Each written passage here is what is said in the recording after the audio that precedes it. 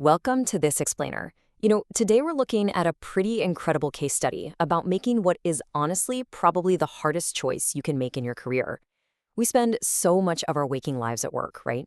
We're all just trying to build a solid future. But what happens when the exact path you're on actually threatens to destroy that future?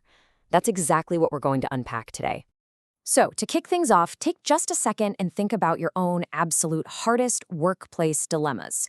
Those times you felt totally stuck or like you had to compromise who you are. We usually assume the toughest part of a career is, fighting for a promotion, working those brutal 80-hour weeks, or navigating a terrible job market. But the source material we're looking at today completely flips that idea on its head. It introduces us to this young guy named Daniel who faced this exact dilemma. And his story really shows us that the ultimate test isn't always about how hard you can fight. All right, Section 1, the illusion of success. Let's get right into how Daniel's seemingly perfect job working for this powerful businessman just completely started to unravel. You see, the perfect job didn't just blow up overnight. It's almost never like that, is it? Instead, it was this slow erosion characterized by these creeping red flags. At first, the boss promised him the moon, incredible success, the whole 9 yards. But what he actually delivered was a deeply toxic environment. Daniel started noticing a pattern of really dishonest behavior. And honestly, the absolute worst part, he saw a leader who would constantly throw innocent people under the bus and blame them for his own mistakes. The whole shiny facade was slipping, and it revealed a workplace culture that was literally bankrupt of integrity. And you know how this goes, right? That slow erosion eventually hits a boiling point. For Daniel, it came in the form of a terrifying ultimatum. Step 1, this businessman outright tells Daniel to take the fall for something he literally had nothing to do with. He's demanding Daniel be the scapegoat. So step 2, Daniel is suddenly thrown into this state of sheer panic, because if he says no, he's facing the very real, immediate threat of losing his job, losing his income, and kissing all that promised success goodbye. Just put yourself in Daniel's shoes for a second. What would you do if your entire livelihood was threatened by an unethical demand from the person holding all the cards? Which brings us to Section 2, redefining professional courage. Later that night, Daniel is sitting completely alone, just wrestling with this massive internal conflict. It's this profound tug-of-war between deep fear and his own core integrity. And what's super fascinating here is how Daniel's realization totally flips a massive societal expectation. Think about it. Society is constantly drilling into us that endurance equals strength. We're taught that courage means gritting your teeth, staying in the fight, enduring at any cost, and never, ever giving up. But Daniel's breakthrough? It's realizing the exact opposite. It's courage as letting go. He realizes that sometimes true bravery is looking dead at a toxic situation, accepting that it simply can't be fixed, and having the sheer willpower to just walk away. I really want you to take a second and let this profound realization sink in. Keeping something at any cost is not always courage. Sometimes courage means letting it go. Fighting back or just silently enduring the misery isn't always the right move. If the cost of keeping your job is selling out your integrity, your peace of mind, or your reputation, then clinging to it isn't strength at all. It's honestly just self-destruction disguised as perseverance. Moving on to Section 3, knowing your true worth. So the very next morning, Daniel goes in and respectfully resigns. And of course, he's immediately met with mockery from his friends, who are basically laughing at him and accusing him of throwing away a great job just because he was scared. But here is the crucial point, this massive paradigm shift. Listen to Daniel's response to those friends. He just smiles and says, "I didn't walk away because I was afraid. I walked away because I knew my worth." Boom, right there.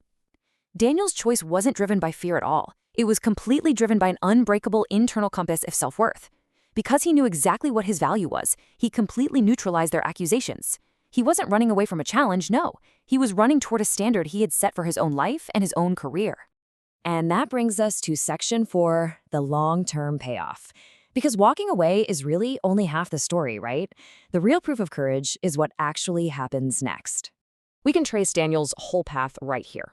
So, months pass, he decides to start a small business of his own. But notice this second phase, a difficult beginning. Walking away didn't just magically make his life easy. Actually, it was incredibly hard. But he put his head down, he worked honestly, and he was patient. He'd literally built his entire foundation on the exact integrity his former boss lacked. And the eventual outcome? The business succeeds. It really takes off. And then you have this ultimate crazy twist of fate. One day, that exact same powerful businessman who used to be his boss, the guy who tried to make him the ultimate scapegoat, actually comes to Daniel looking for help. Talk about a shift in the power dynamic. The source tells us Daniel remembered absolutely every single thing that boss put him through. But instead of gloating or rubbing it in his face or trying to get some kind of petty revenge, Daniel simply says, "I hope you find your own path." That is just incredible. He completely refuses to engage in the toxicity that he walked away from all those years ago. He maintains his boundary, and it perfectly shows the massive, long-term return on investment of knowing your worth. He didn't need revenge. He'd already won the second he chose to forge his own path. And I think this brilliantly illustrates the absolute core lesson of Daniel's life. Walking away from the wrong path can be the first step toward the right future. Look, we so often view quitting as a step backward, right? Like it's a failure. But this entire case study proves that when you are on a fundamentally flawed, toxic path, stepping off of it is not a retreat. It is the mandatory first step to actually moving in the right direction. The hardest choices you make are often the ones that yield the most successful and fulfilling futures down the line. The source text distills this whole journey so perfectly into one final, resonating moral. Sometimes the bravest thing you can do is walk away from what is hurting your future. It's an act of radical self-preservation. Look, protecting your future from toxic environments, from dishonest leaders, and from deeply compromising situations, that is the ultimate act of professional bravery. It requires the vision to see the long-term damage before it happens, and the immense courage to just stop it dead in its tracks in the present.